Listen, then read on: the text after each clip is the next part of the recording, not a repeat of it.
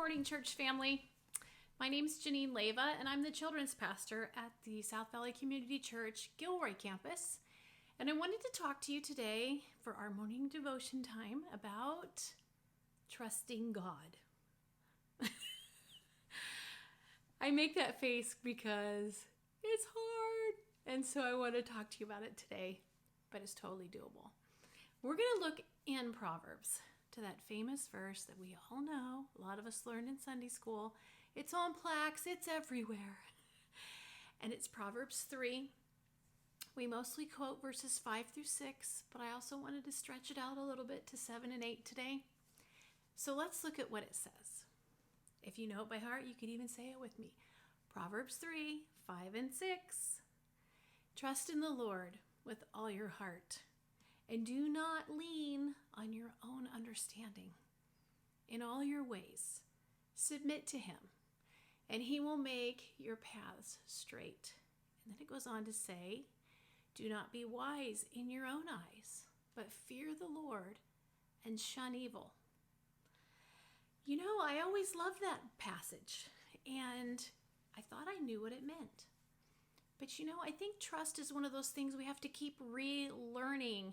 We have to keep relearning, what does trust mean at each phase of our life? And I want you to ask yourself today, what does trust look like at this stage of my life? It's different than it was 5 years ago. It's different than it's going to be 10 years from now. But you know, recently I've thought more about this verse. After having suffered some things in my life that didn't seem to make sense to me, when I went back and revisited this passage, I thought to myself, trusting in the Lord and not relying on my own understanding or my own wisdom, as it talks about in those other passages, is harder to do than I thought. I thought if life unravels, at least I ought to understand why. I think that was an expectation I had that I'd never said out loud. At least I should have some understanding of why things happened or what's going to come out of it. But you know what? We don't often get that. And so this charge to trust God with all of our heart, not holding back anything, and not relying on or leaning on our own understanding or any understanding of why something's happened, that's really tough. But you know, we have some promises in God's word that help us out in this venture. Because how do we trust without the luxury of understanding? Understanding is a luxury, I guess. I didn't know that, but I guess it is. And how do we trust God without the luxury or relief of vindication? Those things are hard to do. But let's look around a little bit. Let's look in Psalm. I love this passage from Psalm 37. It's verses 4 through 6. Now, if anyone deserved vindication, if anybody needed vindication, it was David. As he was running and hiding in caves and being pursued by Saul for not doing anything wrong, he must have felt the need for God to vindicate him. But here's a passage from Psalm 37, and it says this. I'm going to look over here at my little Bible I have. Take delight in the Lord, and he will give you the desires of your heart. Commit your way to the Lord. There it is again. Trust him, and he will do this.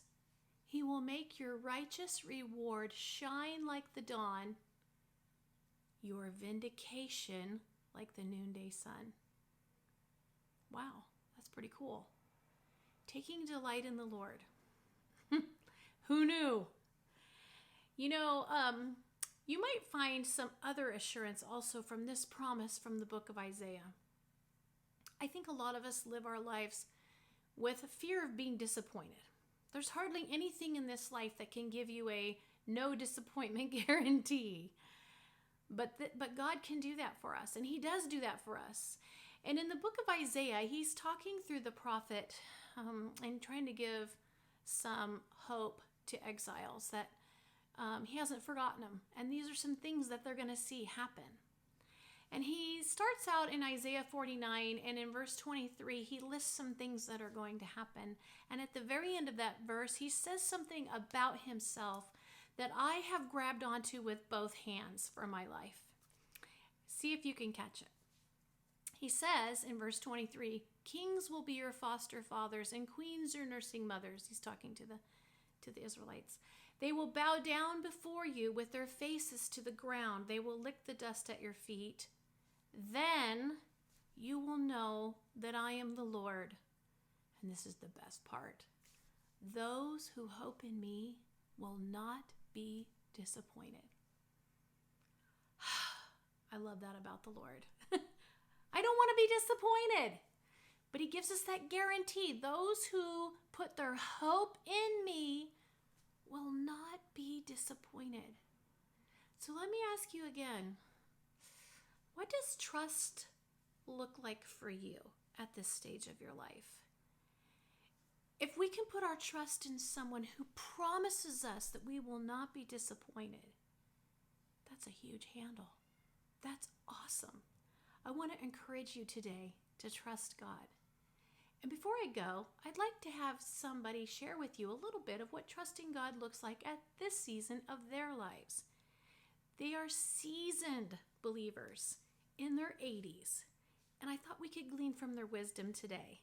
Let's check this out. But many times in my life, I've reached the end of my rope. That's the problem, my rope.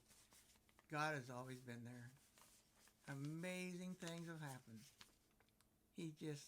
The power, the God that flows through your mind and your body at times when you don't know what to do is just exhilarating. It's just mind-boggling. And I'm thankful for that unconditional love of God in our lives right now. Well, I'm supposed to talk about trusting God. And at this point in my life, I'm 82 years old. And I've had a lot of ups and downs in my life. But God is the constant thing always. Sometimes I wonder what's going to happen. And I turn to Him and He can lift me up better than anything I can think of. And there's verses I love. I love the verse from Galatians, which says, from Philippians, it's Philippians 4, 6, and 7. Be anxious for nothing, but in everything, by prayer and supplication, with thanksgiving, let your requests be made known unto God, and the peace of God will bind your heart. He is wonderful. He can lift you up in anything, whether you're new, old, in the middle, even if you're dying. And I know I am probably going to die soon, but anyway, think about going home to be with Jesus. And He does lift me up. He gives me encouragement and blessing every day. So there you have it. These are my parents. And all that they said, that. Have a great day.